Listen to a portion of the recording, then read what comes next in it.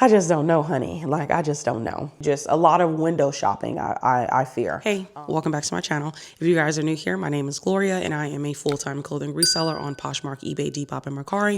And in today's video, I'm going to be giving you guys a recap for the month of October, and let's just say it wasn't the best. So in my recap videos, I actually like to give you guys a top 20 sales. So these are going to be my highest, like, gross profit net sales, and then I'm going to be showing you guys my actual gross profit, my net profit, the cost of goods, how many items I listed versus how many items actually sold. And then I'm also going to be talking about any returns or refunds that I had, as well as a summary of how each platform performed. So if you guys might be interested, just stay tuned. All right, so we're just going to jump into the top 20 sales. And I do like to start from like the highest to the lowest. And if you guys are new here, I am a volume-based seller. So I do sell a lot of $20 to $25 items. So just keep that in mind when you see these sales.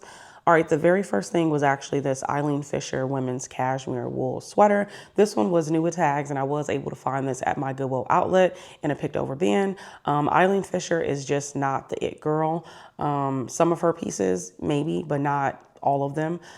So I do try to hone in on those pieces that have like a really good fabric content, and that's a decent size. This one was not a decent size, but this one had a really great fabric content, and it was new with tags. So just that alone, I already knew that this was going to sell for over $100. So I did price this one accordingly. This one retailed for almost $400. So I didn't want to lowball myself. So I did price it over, the $100 mark. And this one did sell for my full asking price, but it did have to get relisted multiple times in order for it to sell. Unfortunately, I did price this one in, I want to say, the ending of the spring. So of course it was going to have to sit and wait for the right buyer. All right, the next one is a brand called 𝕃𝕀ℕ𝕂𝕊. Now, I will be doing a vintage like nightgown slip dress video very soon, so just look out for that. This one, I'm gonna be honest, I picked up this brand before and I didn't think anything about it. It was just the style that drew me into this one. And I knew just the style alone I was gonna do well. But something told me to just look up the brand, because I like to make sure I know the era of the item. And I like to kind of do that extra bit of research when it comes to like the vintage pieces. I wanna know if it was from the 60s, the 70s, the 80s, or the 90s. And I like to look at the tag, and then I like to look at others that have been listed and do it that way. So when I was in the process of doing that, I had noticed that a lot of these dresses were going for over $100. Now, if I would have never did any type of research, like just trying to go off the exact, year or the decade of the item, I would have priced this at like $35 and call it a day. So this just make sure you look up the nightgown, like actual brand. This particular one, 𝕃𝕀ℕ𝕂𝕂𝕃, I would highly suggest you pick this up anytime you see it. The maxi dresses, chef kiss. This one didn't even take a long time to sell, maybe 2 weeks. So yeah, really happy with the sale. And no, this one was not silk. This one just had a really cute cutout, and it was a larger size. I did see a lot of them that were listed for over $200, but you already know I like to price mine to actually sell and to not sit. And yeah, this was a really good turnaround for a piece that I got at the outlet. Mind you, all of these pieces that you're gonna see in this video are from the Goodwill outlet. I shop there for 99.9% of my inventory. So just keep that in mind. When you guys see this, my cost of goods is $1 to $2. Next one is this Johnny Was reversible kimono like sweater situation. I picked this up, of course, at the bins, and I was so excited to find it because I'm like, oh, it's Johnny Was. Johnny Was has definitely like fallen off. However, certain pieces will still get a decent amount. So I did look into this one, and I felt very confident that this one would sell for over $100. This one, again, did take a little while to actually sell. The next one is from a brand called Suit Supply. I think I found this brand like 3 or 4 times. Every single time it is flipped for over $30. This one was a little bit more special. And again, I do like to price my items according to what has actually sold. I know that sometimes you can, wait for the right buyer and get an extra 20 bucks. I'm not there. I get it from the outlet, so I'm able to really have a really good margin when it comes to actually selling my item. So I did price this one at $76, and this one did sell for my full asking price. And if you guys see this brand, I would highly suggest you pick it up. All right, the next one is actually this 𝕃𝕊𝕂 maxi dress.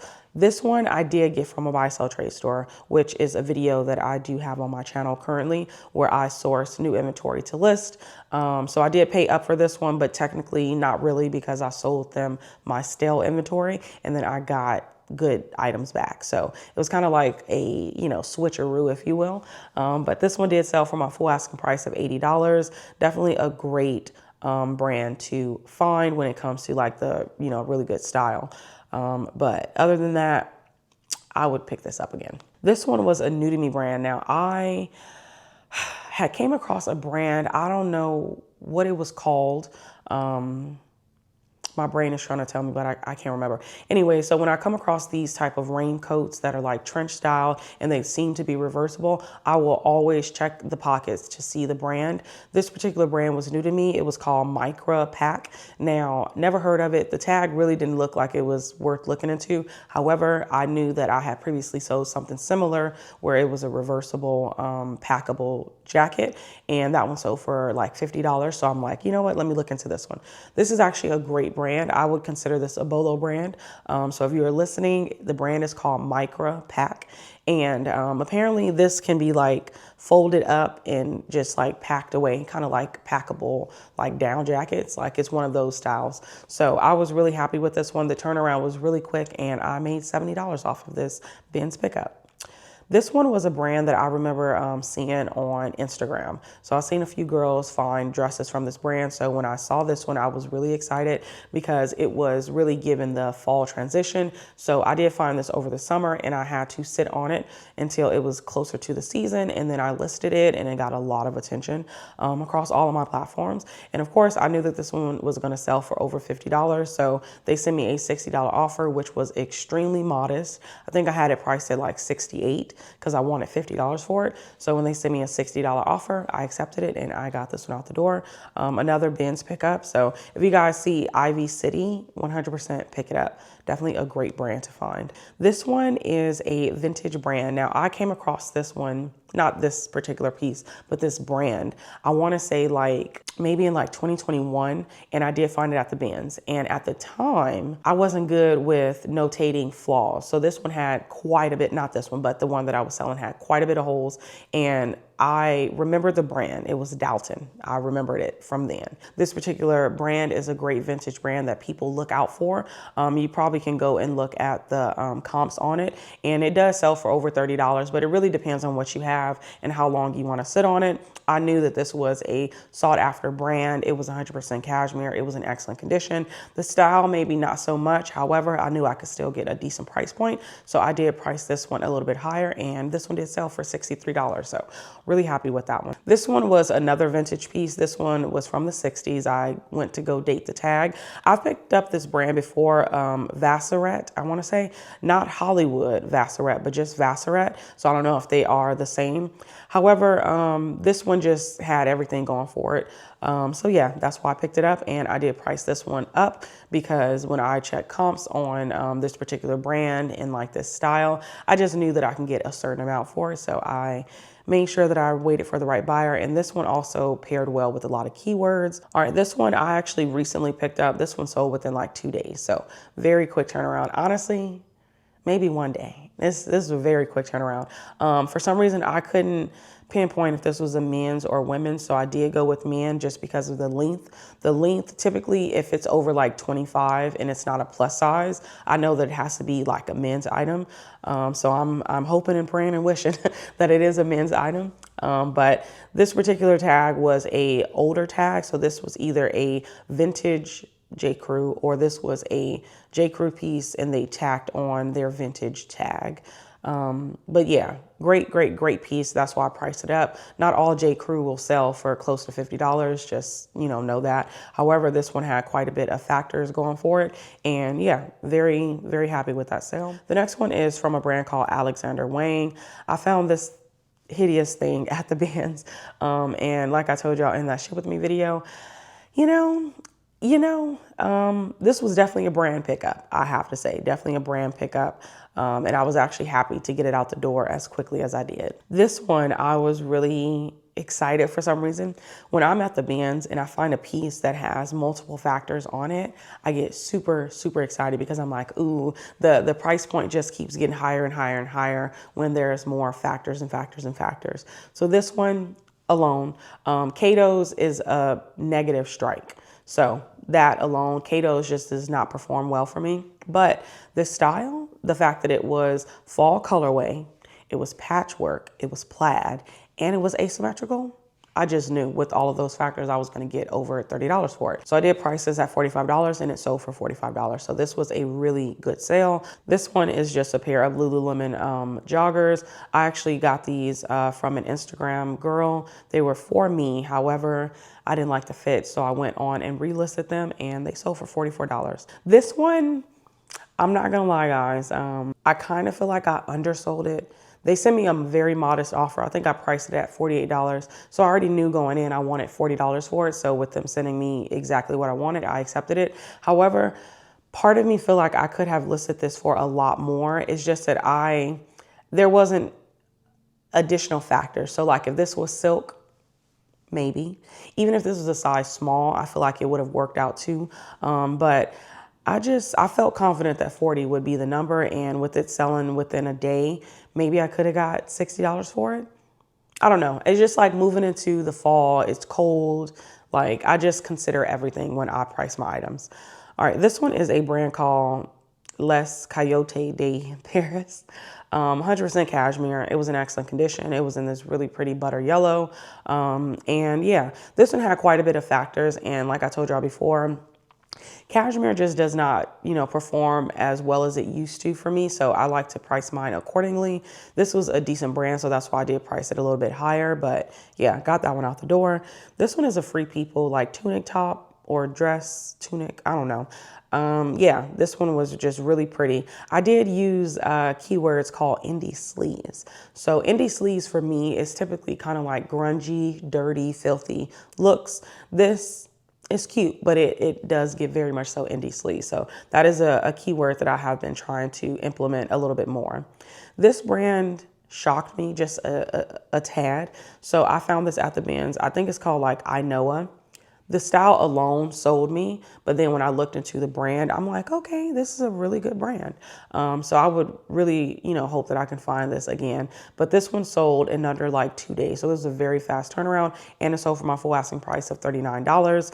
I did look at the sold comps and then what I had and then the size that I had, and I felt very confident that $39 was gonna be a really good selling point. And yeah, this is definitely a great pickup. And y'all know that I did do a video talking about the word specifically lag and look and all of the keywords, brands, and all of that. I will link that video down below if you guys are interested. But I used all of those keywords: lag and look, asymmetrical, artsy, tunic. This one had a pocket. Typically all of those like lag and look brands have a good old pocket, attached to it. All right, this one is a Victoria's Secret like corset top. I've had this one for years. Okay, literal years. I had this one priced at like $80 or $90 when I first listed it, because at the time I saw another one that sold from this exact brand, this exact style. They said that it was rare, and I just ran with that. So I'm like, well, let me price it high. They had theirs priced high, and this one took a very long time to sell. I mean, a very long time to sell. This one is a brand called Legendary Whitetails. I actually sourced this one over the summer, and at the time I did check comps and I noticed that it was selling for over $30. So I'm like, you know what, I'm gonna go ahead and get it. It was this actual style specifically. So like not all Legendary Whitetails is gonna perform the same. However, this one did perform well. And I believe this one actually sold for my full asking price. So this was a really good sale. All right, and then the last thing in my top 20 is this Eileen Fisher women's cashmere sweater. I think this one sold a little under $40, I want to say, because I tried to screenshot them in order. But anyways, this one was 100% cashmere. It was in excellent condition, color block, Eileen Fisher. However, like I said before, Eileen Fisher is just not... She doesn't really hold the market like she used to. I try to make sure that I price my items at a price point that is gonna sell and that looks appealing to a buyer. So I could have priced this at like $70 and just waited for the right buyer, probably waited, you know, over a year. So I did look at actual sold comps for this size, for a similar style, for the fabric content, and it was around, you know, the $40 price point. So that's where I placed mine, and this one sold for around that $40 price point. So love that. So those are all of my top 20 sales. This particular month, it was a little rough. And I feel like I just kind of succumbed to it. I didn't really try to go the extra mile of, you know, zhuzhing it up like how I did September, just because I didn't want to continue to lowball myself. I made $6,456.10 across all 4 of my platforms. My net profit was $4,970.56. I did pay $317.76 for all of my cost of goods. So every single piece that sold this month, I paid $317 collectively, which again, I love it. I feel like as time goes on, it might go up because my Goodwill outlet price point went up. But yeah, anyways, I got 4 returns. 1 of them was on Poshmark. 3 of them were on eBay. 1 of them really frustrated me because it was from a buyer that was a repeat buyer. I don't know if she watched my channel. If you do, you're shady. But anyways, this one really upset me. So in my title, I stated that it was brown. In the description, I stated that it was brown. In the photos, it was brown. They received it, said it does not look like the gold that it was in the photo. And I'm just like, I never said that it was gold. So where did you get gold from? Even in the photos, it's brown. So that was very frustrating because in a time like that, I feel like eBay should use humans to actually like do these cases because they automatically just, oh, buyer is right. Does eBay not think that buyers lie? So I was very, very, very frustrated because you already know when it's an INAD, you have to pay for return shipping and you have to give them their shipping money back.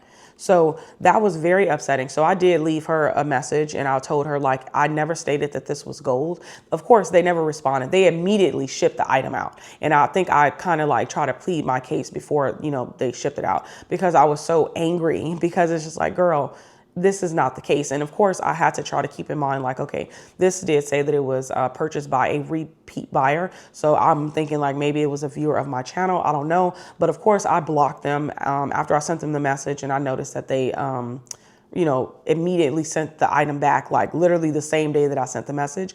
I blocked them and I was just annoyed because returns are going to happen. That's why I do offer returns on eBay, which I only do it because I don't want INADs. I don't do it because I want to, you know, accept returns.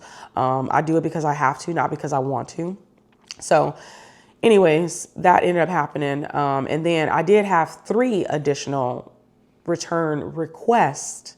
One was on Depop, which kind of shocked me because I remember having a conversation in one of my videos in the comment section where they talked about Depop, you know, not accepting returns. So I believe Depop is similar to Poshmark where they don't return due to fit. Like that has nothing to do with anything. And I do think Depop actually uses humans to do the return process. So anyways, this particular buyer stated that the color brown is different from the actual item that they received.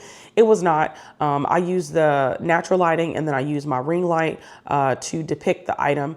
And it is always exactly the item. I don't edit my cover shots. I don't do anything like that anymore. I did that years ago. So that brown was the correct brown. I think they just wanted a return, maybe couldn't fit. I don't know. But Depop actually declined and they told them to just repop it. This particular person didn't even reach out to me. They immediately went to dispute it through Depop. So that was my first time experiencing a situation like that. So I was really happy that it worked out in my favor. And then the other 2, you know, return attempts were on Mercari, which shocked me because I can't tell you the last time I received a return request on Mercari. One of them, I don't know if it was from a person that watches my channel. And if it is, I'm sorry, girl, but I'm running a business here.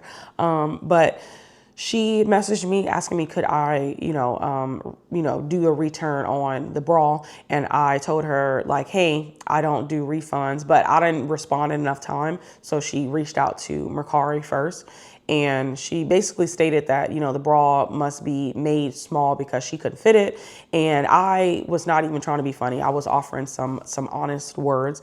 I let her know, like, you know, I don't accept, you know, returns or anything like that. However, she may need to go inside of a department store to get her current size, because as a person that has gained weight, you know, over time, my bra size has changed. So what I think I wear is not what I actually wear. You know what I'm saying? So I'm assuming that that was the case for her, because they don't make bras smaller. So you either have a specific brand that you enjoy, a specific style. Me personally, I know y'all don't care, but me personally, I love a good minimizing bra. I don't like a push-up bra. I don't need any type of assistance when it comes to my girls. I need a minimizer. I need something very thin. I don't even want too much padding in my bra, because it's going to make them look even bigger than they already are. But I lended, you know, my concerns when it came to that, and she was just like, noted. I'm sure she was upset, because yes, people would like to get returns. However, you need to know exactly what your size is, so then when you are shopping on the secondhand market, you know exactly what it is. Anyways, the next one was a jacket. This one, I provided the pit-to-pit measurements. They went in to say that they wear a size 14, and this one was marked a size large, which is a size 12, 14. This one fits more of a size 10, 12. This one doesn't zip. Again, that has absolutely nothing to do with me. I provided the measurements. The brand states that this is a size large. It is a size 12, 14. If you are on the larger size of a size, maybe size up. Because I know for me, a pit-to-pit, I could fit a pit-to-pit, but I know my bust is very large. So that pit-to-pit is going to look a little different when I actually put the garment on, because my bust is large. So I feel like we just got to know our bodies. Okay. We got to know our bodies before we come on here shopping for stuff and thinking that, you know, it may fit you perfectly. And I know that this is just like a one-off. So what I've noticed with Mercari, they will ask me, hey, do you want to approve the return? I say absolutely not. And then it takes like 2 days to go through, and then it says the buyer canceled the return. And I don't think that's the case. I think they canceled it. But yeah, moving on. I sold 248 items. Y'all know, I think I was ranging around like the 270 for the last couple of months. So I did go down in my sold amounts, and then I also went down in like my average sales price. So I sold a lot of like $17, $18 items that month, because I was at one point I was just like, okay, I'm just going to accept some of these low dollar offers. Poshmark, for whatever reason, I received so many $15 offers, so many for the month of October. And it was so hard because at one point I'm like, well, no, I can get a little bit more than that. And at one point I was just like, you know what, let me just accept some of them. And I would try to factor in how long has this item been listed? Does this get any attention on any other platforms? What is the price point on eBay? Like, I was doing a little bit of extra work just to try to see, is it worth me actually, accepting the offer? Because that's all I kept receiving was $12 offer, $15 offers. Like, and it's just like, girl, I know that we are in a quiet, silent recession. I know that the economy is total shit right now. Gas is down, but the economy is shit. But I try to factor that in and just realize, like, hey, you got bills to pay yourself. So I did accept some, but I declined most of them because I'm just kind of like, I just can't do it. But as far as the newly listed, I did list 360 new items.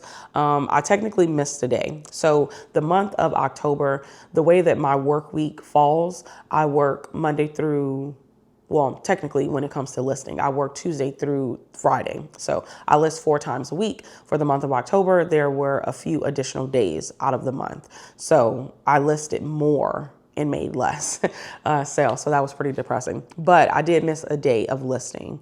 So I think I'm supposed to range at around 340 listings every single month. And my goal is to sell about 280 items because I know some of the pieces will carry over and all of that. But for the most part, I like to have a nice steady flow. Ideally, I would love reseller nirvana where I am selling the exact same amount that I'm bringing in, but I'm not there, and I do volume and style based, so that is very difficult to attain. But yeah, let's move on to the summary. For eBay, my average went down by 6%. So when I say that, I mean like the gross profit. I am promoting on eBay at 5%. I know that it's been a lot of talk about what eBay plans on doing in January. I'm gonna be honest with y'all. I'm trying to make money, so they're just gonna have to take that 5%. I boost every single thing on Depop. I don't do any promotions on Poshmark. I don't do any promotions on Mercari. So at this point, I'm just gonna take the hit until my eBay closet is back to top rated, which I think it should be back to top rated probably in January or February, because I do have 2 items that are gonna fall off for the month of December.